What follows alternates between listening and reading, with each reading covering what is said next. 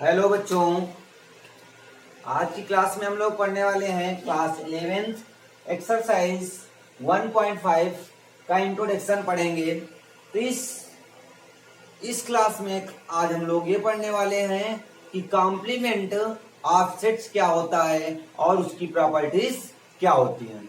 तो आइए समझते हैं कि कॉम्प्लीमेंट ऑफ अ सेट होता क्या है। तो देखते हैं। तो इससे पहले एक यूनिवर्सल सेट जान लेते हैं कि यूनिवर्सल सेट होता क्या है।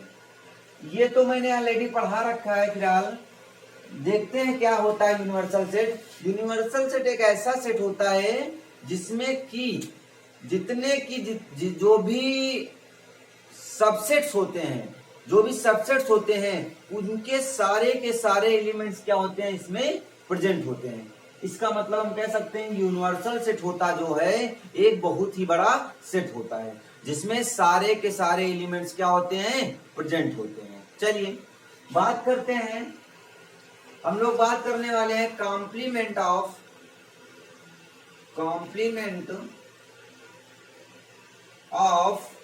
आ set. Complement of a set. तो बच्चों कॉम्प्लीमेंट ऑफ अ सेट होता क्या है, ये आइए समझते हैं। देखिए अगर हम समझाना आपको चाहें तो हम कहें एक सेट हमने ले लिया ए और उसका कॉम्प्लीमेंट मतलब क्या, डैश लगा दिया। इज इक्वल टू क्या होता है, यू माइनस ए होता है। क्या होता है, यू माइनस ए होता है। ये होता है कॉम्प्लीमेंट ऑफ सेट। बट इसको हम कैसे समझेंगे। अगर हमने ऐसा लिख दिया तो आप समझ पा रहे होंगे यूनिवर्सल सेट है और ये कोई एक सेट होगा और ये उसका क्या निकला होगा, कॉम्प्लीमेंट निकला होगा। बात समझ में आ रही है। तो क्या करना है, अगर इसकी डिफिनेशन की बात करें तो let a universal set U. क्या कर लिया, let a universal set U and A is the subset of U। क्या है, let a universal set U and A is the subset of U। इसका मतलब एक यूनिवर्सल सेट है और जो A है उसका क्या है, सबसेट है। अब सबसेट का मतलब क्या होता है कि इसका मतलब जो ए के एलिमेंट्स हैं वो सभी के सभी किसमें प्रेजेंट होने चाहिए, यू में प्रेजेंट होने चाहिए, तभी तो उसे हम लोग सबसेट कहते हैं। तो आगे क्या होगा, then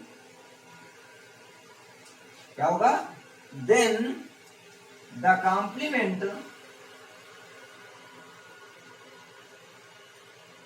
complement of set A. Then the complement set A is all the elements of U which is not the element of A. अब बात समझिए, यही है आपका क्या, कॉम्प्लीमेंट ऑफ सेट है। तो कॉम्प्लीमेंट ऑफ आ सेट क्या है, थोड़ा समझने की कोशिश करते हैं। लिखा set A universal set let a universal set U एक यूनिवर्सल सेट है और ए जो है उसका क्या है, एक सबसेट है। और जो उसका एक कॉम्प्लीमेंट होता है वो क्या होता है, ऑल द एलिमेंट्स होते हैं ऑफ यू। मतलब एक यूनिवर्सल सेट के हुए सारे एलिमेंट्स होते हैं which is not the element of A। इसका मतलब जो एलिमेंट ए के नहीं होते हैं, एलिमेंट ए के छोड़कर जो यूनिवर्सल सेट में बचते हैं वो सभी के सभी क्या होते हैं आपके, वो सभी क्या होते हैं, एक कॉम्प्लीमेंट ऑफ सेट होते हैं। तो यहां से लिख दिया मैंने U is equal to U minus, हाँ it is denoted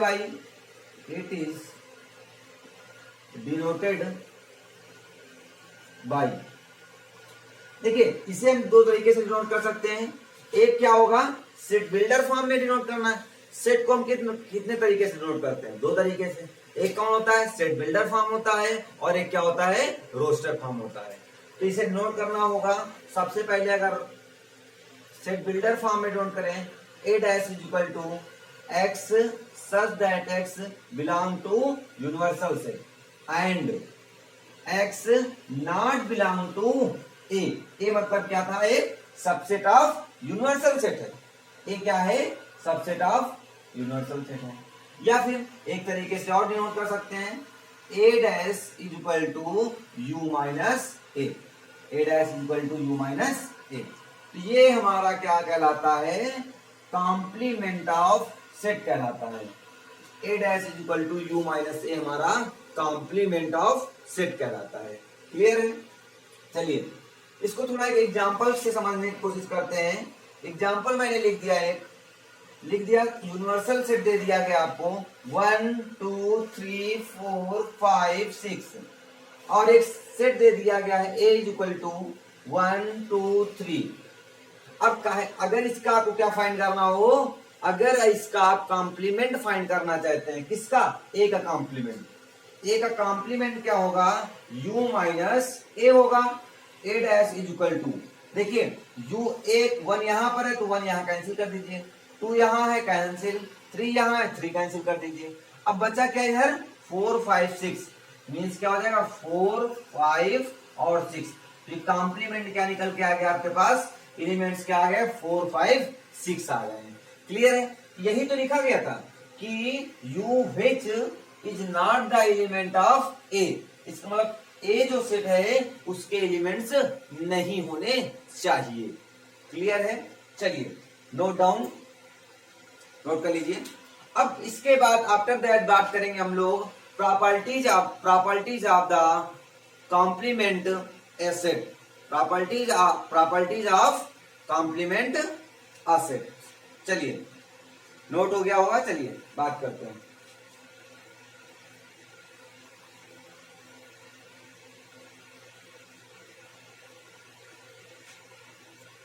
properties of complement sets. ठीक है? तो इसकी प्रॉपर्टीज कुछ होती हैं जो हमें आगे चलकर बहुत ही जरूरत पड़ेगी। अब क्या करना है? इन जो प्रॉपर्टीज को है, अच्छा एक चीज और समझ लीजिए।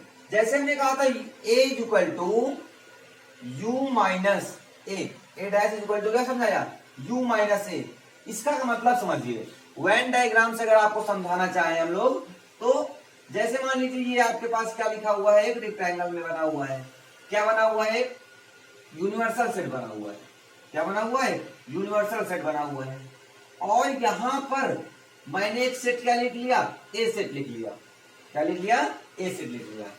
इसका मतलब क्या है? कॉम्प्लीमेंट ऑफ सेट का मतलब क्या है? यूनिवर्सल सेट से अगर सेट ए को हटा दिया जाए तो जो बचता है वही क्या होता है? कॉम्प्लीमेंट होता है। तो ये पूरा यूनिवर्सल सेट था, इतना पार्ट अगर हम हटा दें तो बचेगा क्या? यही तो पार्ट बचने वाला है आपके पास, ये पार्ट बचने वाला है। तो ये जो पार्ट बचा हुआ है आपके पास, यही आपका क्या कहलाता है? कॉम्प्लीमेंट ऑफ सेट कहलाता है। ये किससे था? हमारा वेन डायग्राम से आपको समझा दिया। क्लियर है? और जो भी ये प्रॉपर्टीज दी जाए लिखने वाले हैं हम, इन प्रॉपर्टीज को हम वेन डायग्राम से समझा सकते हैं। चलिए सबसे पहली प्रॉपर्टीज क्या है हमारी? तो सबसे पहली प्रॉपर्टीज हमारी ये है लॉ ऑफ कॉम्प्लीमेंट। क्या है? लॉ ऑफ कॉम्प्लीमेंट लॉ बोल सकते हैं। क्या बोल सकते हैं? Complement law. सबसे पहली प्रॉपर्टी है कॉम्प्लीमेंट लॉ। अब इसमें दो पार्ट आते हैं। कौन कौन से आते हैं देखते हैं। सबसे पहला पार्ट आता है कि ए क्या है? एक हमने एक सेट ले लिया, क्या ले लिया? ए ले लिया। अगर इसका यूनियन निकालते हैं किसके साथ? कॉम्प्लीमेंट ऑफ सेट ए के साथ निकालते हैं। फिर समझिए, एक सेट ए है उसका यूनियन, यूनिवर्सल सेट नहीं, यहाँ पर ये क्या है, यूनियन है। यूनियन निकालते हैं किसके साथ, कॉम्प्लीमेंट ऑफ सेट ए के साथ निकालते हैं, तो ये किसके इक्वल आता है, यू के इक्वल ही आता है। किसके इक्वल आता है, यू के इक्वल आता है। क्लियर है। और इसकी दूसरी प्रॉपर्टीज क्या है, ए अगर इसका निकालते हैं, इंटरसेक्शन निकालते हैं कॉम्प्लीमेंट का, तो ये किसके इक्वल आता है, फाई के इक्वल आता है। तो ये हमारी दो प्रॉपर्टीज थी। प्रॉपर्टी एक है, इसके दो पार्ट है, कौन कौन से, A union complement of A equal to क्या हो जाएगा, यू हो जाएगा, और A intersection A dash equal to क्या आ जाएगा आपके पास, फाई आ जाएगा। क्लियर है। अब इसके बाद बात करते हैं डी मॉर्गन लॉ। क्या है, दूसरी प्रॉपर्टी हमारी है डी मॉर्गन लॉ। तो डी मॉर्गन लॉ क्या होता है, इसकी भी दो प्रॉपर्टीज हैं, कौन कौन सी है समझिए। सबसे पहली प्रॉपर्टी है ए यूनियन बी लिखा हो और इसका कॉम्प्लीमेंट है, ए यूनियन बी लिखा है, क्या लिखा है, ए यूनियन बी लिखा है, इसका कॉम्प्लीमेंट निकालना हो, ए का complement in union of B का कॉम्प्लीमेंट। अगर ए इंटरसेक्शन बी का कॉम्प्लीमेंट लिखा हुआ है, बात समझ में आ रही है, तो इसके किसके इक्वल हो जाएगा आपके पास, ये ए का कॉम्प्लीमेंट यूनियन बी का कॉम्प्लीमेंट हो जाएगा। एज इट इज, अगर ए यूनियन बी का कॉम्प्लीमेंट निकालना हो, ये कैसे होता है, ए का कॉम्प्लीमेंट इंटरसेक्शन ऑफ बी का कॉम्प्लीमेंट। समझिए हमारी बात, क्या करना है, इनको अलग अलग कॉम्प्लीमेंट निकाल लेना है, लेकिन एक चीज ध्यान देना है, जब यहां पर क्या होता है, इंटरसेक्शन होता है, तो यहां पर क्या आ जाता है आपके पास, यहां पर क्या आ जाता है, यहां पर जब इंटरसेक्शन होता है तो यहां पर क्या आ जाता है, इनको क्या करना है, आपको कंबाइन करना है, वो क्या करना है, यूनियन निकालना है। इसका मतलब ए का कॉम्प्लीमेंट और बी का कॉम्प्लीमेंट निकालने के बाद उनका क्या निकालना होता है, आपको यूनियन निकालना होता है। और यहां पर जब यूनियन लगा होता है तो यहां क्या निकालना होता है, आपको इंटरसेक्शन फाइंड करना होता है। क्लियर है। उसके बाद एक नेक्स्ट प्रॉपर्टी है लॉ ऑफ इनवर्टिंग सेट, या फिर ले सकते हैं law of dual complement, law of dual complementation. Third property आपकी है law of dual complementation, law of dual complementation. तो ये प्रॉपर्टी क्या कहती है, डुअल मतलब क्या होता है, डबल कॉम्प्लीमेंट, मींस किसी भी सेट का दो बार कॉम्प्लीमेंट निकाल दिया जाए तो वही क्या है, डुअल कॉम्प्लीमेंशन है। इसका मतलब क्या है, ए का कॉम्प्लीमेंट निकालिए, उसके बाद फिर उसका कॉम्प्लीमेंट निकालिए, तो किसके इक्वल होता है, सेट ए के इक्वल ही होता है। मींस क्या है, अगर डुअल दो बार अगर उसका कॉम्प्लीमेंट निकाल दिया जाए तो किसके इक्वल हो जाता है, उसी सेट के इक्वल हो जाता है। क्लियर है। अब नेक्स्ट एंड लास्ट प्रॉपर्टी क्या है, law of inverting set and universal set. क्या है, law of inverting set and universal set. चलिए बात करते हैं प्रॉपर्टी नंबर 4 की, law of universal set and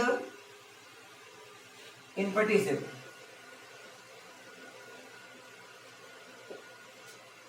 इसका मतलब क्या, यूनिवर्सल सेट का अगर कॉम्प्लीमेंट अगर आप फाइंड करना चाहें, क्या फाइंड करना चाहें, यूनिवर्सल सेट का कॉम्प्लीमेंट फाइंड करना चाहें तो क्या आ जाएगा, फाई आ जाएगा।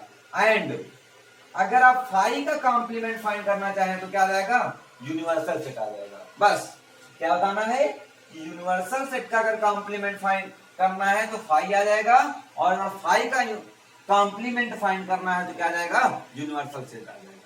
क्लियर है। चलिए एक बार और समझा दे रहे हैं, कॉम्प्लीमेंट लॉ क्या है, A union A dash complement of A equal to क्या होता है, यू होता है, और सेट ए का intersection A dash means complement of A equal to 5 होता है, और ए इंटरसेक्शन बी का कॉम्प्लीमेंट इक्वल टू होता है complement of A union complement of B. और इसका देखते हैं ए इंटर यूनियन बी का कॉम्प्लीमेंट अगर निकालना है तो complement of A intersection complement of B. उसके बाद law of double complementation, double मतलब क्या होता है, दो बार, चलिए ये लिखा हुआ है। उसके बाद law of universal set and इनवर्टी सेट, ये दो प्रॉपर्टीज हैं। तो इस प्रकार से इन प्रॉपर्टीज के बेसिस पर हम लोग एक्सरसाइज 1.5 बहुत ही इजीली तरीके से सॉल्व करने वाले हैं। तो नोट डाउन एंड अब बात करते हैं एक्सरसाइज 1.5